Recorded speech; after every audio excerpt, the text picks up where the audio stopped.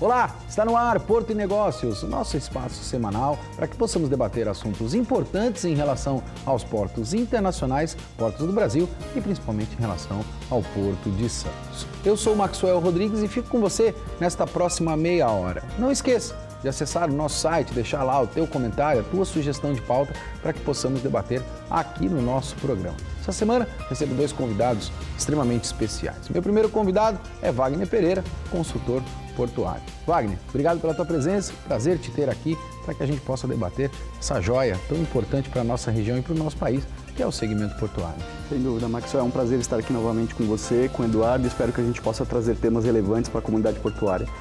Meu segundo convidado é o diretor de portos da Associação de Engenheiros, Eduardo Lustosa. Edu, se assim eu posso chamar, muito obrigado pela presença. Sempre bom te ter aqui, trazendo informações técnicas, principalmente para a nossa audiência em relação aos portos do Brasil. É sempre uma satisfação falar de trazer tecnologias e falar do nosso maior porto da América Latina, né? Sem sombra de dúvida. Para iniciar o nosso debate, quero me remeter a tudo aquilo que a gente debateu nesse ano de 2018, principalmente porque estamos chegando ao final desse ano. E um dos temas que foi relevante e extremamente debatido aqui no nosso programa foi a questão da dragagem. E eu vou começar pelo Eduardo, pelo conhecimento que o Eduardo tem. Edu, honestamente falando, em virtude de tudo aquilo que a gente passou aí no ano de 2018, essa questão da dragagem, ela está resolvida? Está equacionada ou a gente ainda corre riscos de 2019 viver os mesmos problemas que nós já estamos habituados a viver em relação a esse tema da dragagem? É um tema sempre efervescente, né? A dragagem, ele compõe uma componente de acessibilidade, né? O porto, ele vale pelas suas potencialidades, em acessibilidade, tanto rodo-ferro quanto hidro, né? Então, é um assunto efervescente, muita gente trabalhando e de um modo geral, nós temos uma característica de estuário, onde o transporte de sedimento, ele traz uma taxa de assoreamento que na nossa visão técnica, discutimos isso várias vezes na Associação de Engenheiros, e eu costumo fazer uma comparação, né, do nosso canal de estuário, onde nós temos 20 quilômetros de canal de navegação para longo curso, e nós temos mais 180 quilômetros de vias navegáveis. Então, nós estamos, de um modo geral, a 15 metros de profundidade e as nossas artérias hidrográficas, elas vão como uma escada subindo 15 metros, 13 metros, 12 metros, 10 metros, 7 metros, 5 metros, 3 metros. Então, nós temos muito sedimento amontante, né? E aí alguns técnicos falam, estamos enxugando gelo, né? Eu acho que esse é um ponto que precisa ser mudado. Esses degraus hidrográficos, né? Eles precisam chegar a Santos. Eu tenho visto técnicos já falando isso com um pouco mais de desenvoltura, né? Nós temos o tide wall, que são paredes de maré que você vem fazendo esse escalonamento, e nós na associação tratamos isso de uma maneira diferenciada, porque nós estamos incentivando o desenvolvimento hidroviário da região metropolitana da Baixada Santista. Né? O nosso último seminário, Wagner... Isso virou tema, né? Virou pauta, principalmente para a nossa região. No último seminário, a nossa Carta Metropolitana, nós estamos propondo 21 regiões com potencial logístico para que seja desenvolvido condomínios industriais com portos fluviais. Ou seja, nós temos um estuário que hoje a capacidade de expansão ela está muito limitada, já não temos mais para onde crescer, e nós temos mais problemas para resolver nesse entorno, né? Então nós ganhamos áreas fluviais, margens fluviais, no entorno principalmente das ferrovias. Essa ação, nós criamos condomínios industriais com portos fluviais, atraímos empresas para a Baixada Santista, atraímos empresa e baixamos o custo logístico Brasil, que é muito alto.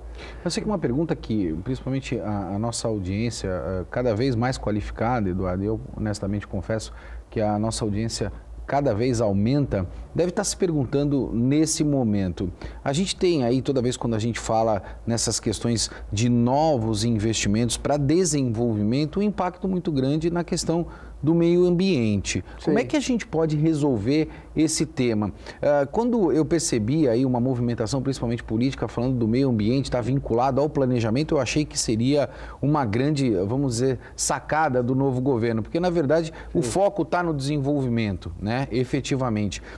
Fruto disso tudo, como é que você enxerga estas questões, uma vez que para o desenvolvimento a gente tem impacto direto no meio ambiente?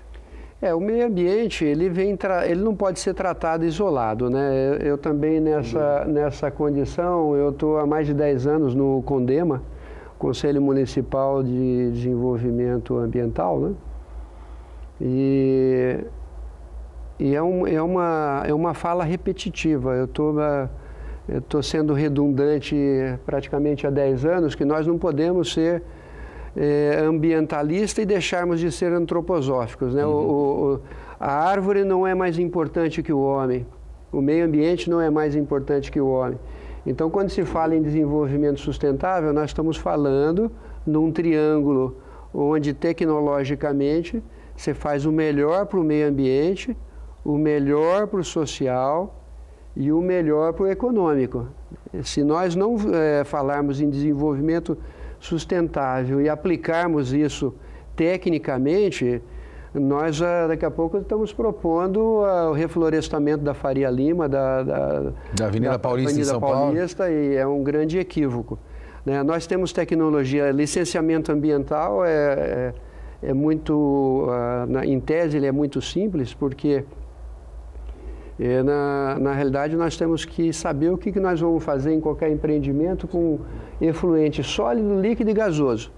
Você não tem efluente sólido, líquido e gasoso, um porto desse em determinada região vai ter uma taxa de ocupação de 3%. Para o meio ambiente, que é altamente resiliente, né, quando você não agride com efluentes, o impacto é zero, tende a zero. Sem dúvida. Né? E agora nós estamos com todo esse tombamento de Mata Atlântica, de mangue, restinga, né? E o desequilíbrio social, ele avança numa velocidade gigante, né? E concluindo, a nossa Carta Metropolitana de Comunhão Hidroviária, acho que eu encaminhei para vocês no programa, ela faz um alerta que nós temos 4 índices altamente crescentes numa curva assustadora na Baixada Santista, que não param de crescer. Violência, desemprego, desmatamento das nossas margens. E esse é um ponto importante, Eduardo. Favelização e poluição das águas. 5 índices. Você percebe que, na verdade, o governo protege, né, efetivamente algumas áreas, mas não cuida dessas áreas, e essas áreas são naturalmente sendo invadidas, como a gente percebe aqui na nossa região, e não contribui para o desenvolvimento. Wagner, vou mudar um pouco aqui o foco do nosso debate, mas indo um pouco também na mesma linha do que nós já estamos debatendo. Nós falamos da questão da dragagem, falamos da questão do desenvolvimento, mas um tema que nós debatemos muito também ao longo de 2018 foi a questão da estabilidade jurídica. E isso efetivamente também não deixa e não faz com que atraia novos investidores, principalmente para o nosso país. A gente percebe hoje uma paralisia de investimento em virtude dessa instabilidade jurídica. Vou concluir minha linha de raciocínio. Existe uma alta expectativa para 2018. A população, do modo geral, acreditando aí, voltando com a confiabilidade, que no meu entendimento não vamos, em 2019, resolver todos os problemas. Você acredita que as reformas necessárias para o segmento portuário no ano de 2019 irão ocorrer ou iremos nos planejar em 2019 para que a gente possa, sim, ter a estabilidade jurídica necessária a partir de 2020? Eu acredito que 2019 vai ser um ano de início desses projetos. Por quê, Maxwell? A gente tem um governo que está chegando, ele está criando da transição de uma série de assuntos. A gente sabe que o Bolsonaro levou numa das pautas dele o Porto, por isso a criação de uma super secretaria de infraestrutura, né, que vai aglomerar vários assuntos relacionados à logística, e um deles é Porto. E é o momento para que os nossos deputados, aqueles que nós elegemos da região, possam levar os assuntos técnicos que cada uma das comunidades que nós temos aqui, que já vem falando de dragagem, acesso do porto, a questão de automação, a desburocratização para diminuir esse arcabouço legal, que é um impacto quando você vai abrir um negócio. Veja, o Eduardo comentou muito bem desse triângulo que a gente tem. A gente não pode mais pensar simplesmente nos nichos, né? Vou defender somente o meio ambiente, vou defender somente a questão social. Nós temos que pensar em tudo. A economia ela precisa gerar recursos para que toda a comunidade viva de forma sustentável. Então, este é o momento para que as nossas comunidades que se reuniram ao longo dos últimos anos discutindo assuntos. Veja a dragagem. A dragagem é uma questão que, como o Eduardo falou, estamos enxugando gelo. Né? Precisava ser feito um planejamento de longo prazo. Então, eu acredito que se nós agora, nesse momento, levarmos essas demandas para a Secretaria de Infraestrutura, nós temos grandes chances de, em 2020, começarmos com um planejamento, um plano, Maxwell, que a gente sempre fala, estratégico de longo prazo, para que a gente implemente ações nesse sentido. Essa é a minha expectativa. Acho que 2019 não vai ser um ano de grandes realizações, mas acho que 2020 tem tudo para acontecer, iniciando-se pela dar a força à CODES, fazer com que a gente tenha uma administração talvez municipalizada ou estadualizada, mas que não seja mais federalizada, porque hoje a gente tem muita demora para tomar ações. Esse é um ponto, não falta agilidade. Eu acho que, na verdade, quando a gente fala em enxugar gelo, na verdade, nós ainda continuamos sendo muito burocráticos para um segmento extremamente ágil, internacionalmente falando, como é o segmento portuário. Que é o segmento portuário, e isso muito por conta das leis, Max.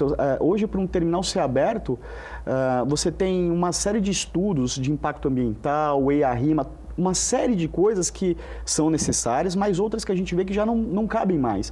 Então, eu acredito que em 2019 nós conseguindo todos nós levarmos esses pleitos através desses grupos técnicos que nós já temos aqui para Brasília e mostrando a necessidade dessa descentralização e de iniciar essas reformas para tirar essa burocratização do meio de campo, a gente em 2020 pode colher grandes frutos.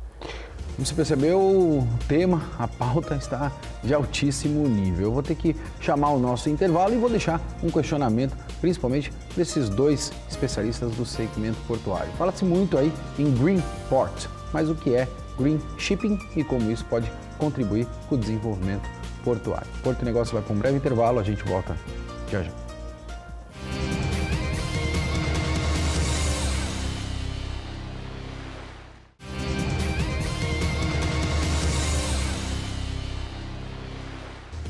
Estamos de volta com Porto Negócios, eu sou o Maxwell Rodrigues. Não esqueça de acessar o nosso site, deixar lá o teu comentário, a tua sugestão de pauta, para que possamos debater aqui no nosso programa. Essa semana recebo Wagner Pereira, consultor portuário, e Eduardo Lustosa, diretor de portos da Associação de Engenheiros. No último bloco, deixei um questionamento para os meus dois convidados. E vou começar por você, Eduardo.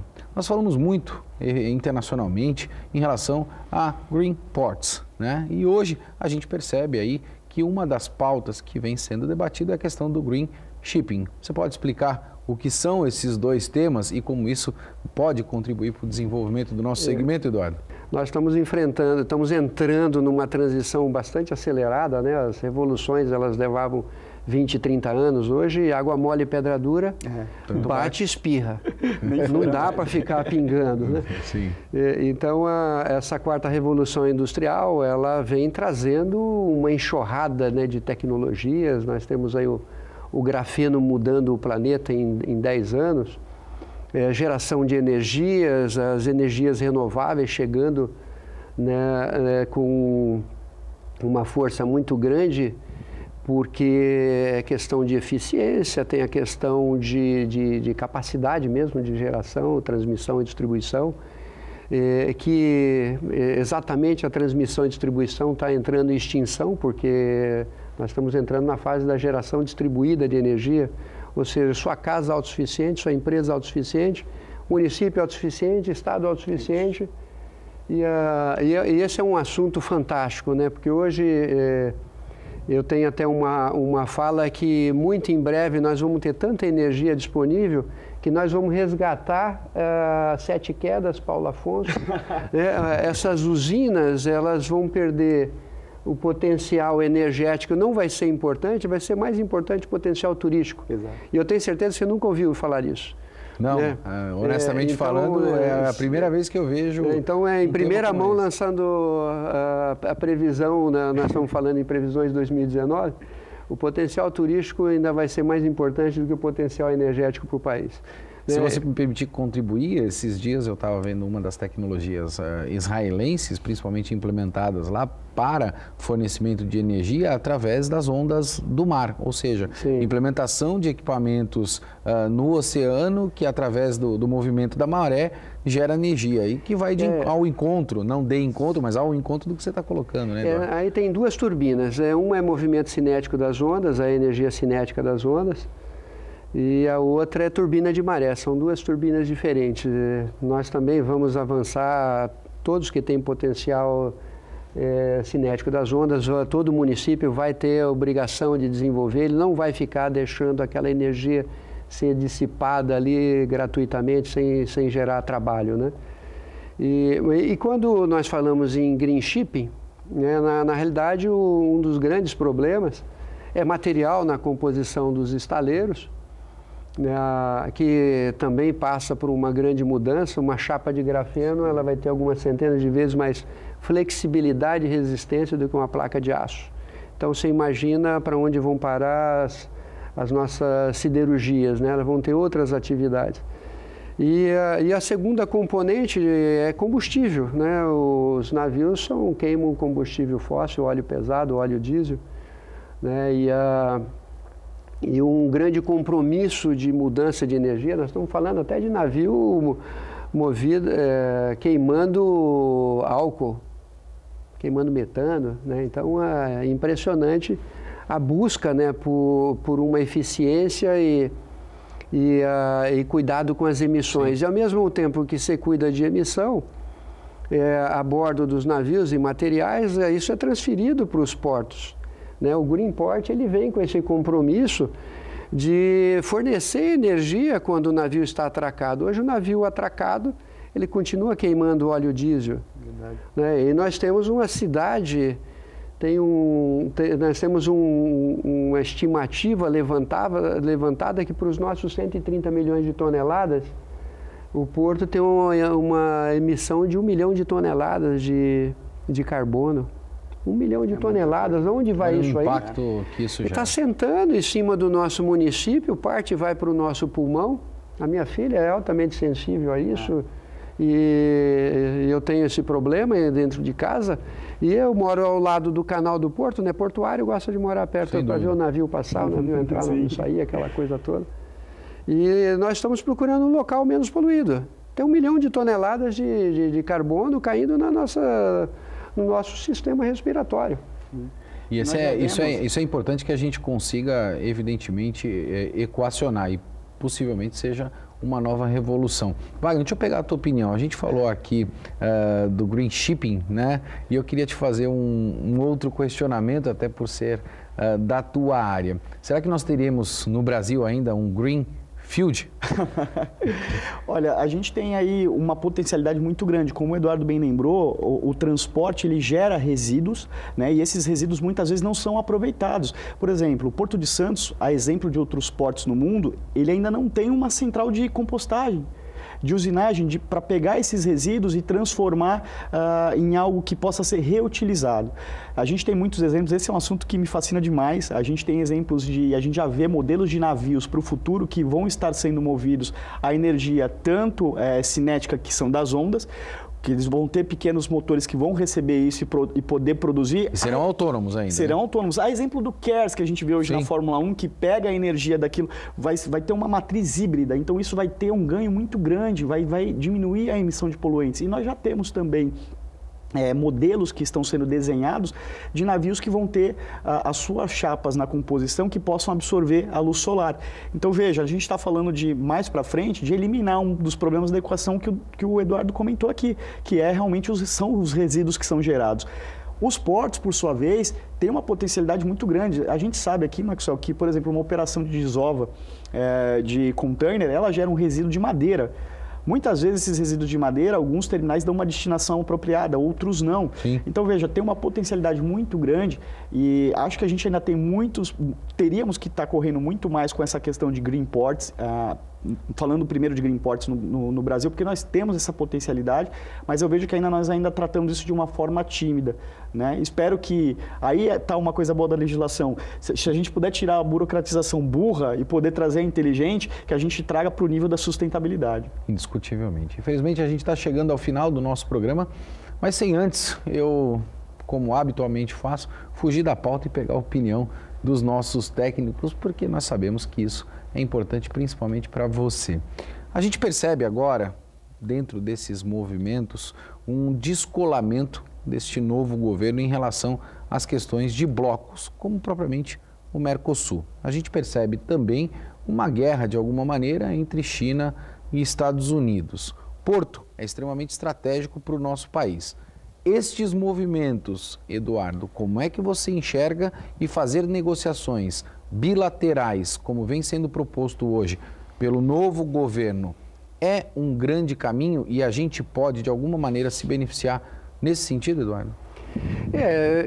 Eu sou otimista, mas não por esse viés dos conflitos internacionais Brasil-China. Eu sou otimista com a própria visão dessa equipe técnica que o Bolsonaro está assumindo. O Brasil precisa deixar esse viés, essa veia de subserviente. Nós somos o maior produtor de café do mundo, tá, segundo ou terceiro, e o preço é manipulado na Bolsa de Chicago. Nós somos o maior exportador de soja, o segundo maior produtor do planeta. A Bolsa, a valoração está lá fora e nós ficamos ali subserviente. Nós temos o petróleo na bacia amazônica, onde sabemos que a Venezuela, a PDVSA, tem a maior reserva de petróleo do planeta e ele tem 20% só da reserva, outro 80% está do nosso lado. Nós temos o nióbio que poderia trazer um conforto para o brasileiro e nós não estamos explorando, os ativos minerais do planeta muito mal administrados. Então, nós precisamos deixar de ser exportador de salário mínimo. Os nossos produtos, com a falta de segurança jurídica, nós temos o país exportador de commodity, exportador de sangue, suor e cerveja do povo brasileiro, sofrido. Quase 40% do povo brasileiro, do assalariado, do carteira assinada no Brasil, está no entorno de salário mínimo, ou seja, favelado. Com salário mínimo você está caminhando para ser um favelado, para ser excluído. E nós precisamos romper essa subserviência com o mercado internacional. Como a carne é fraca. Carne é fraca. Sem dúvida.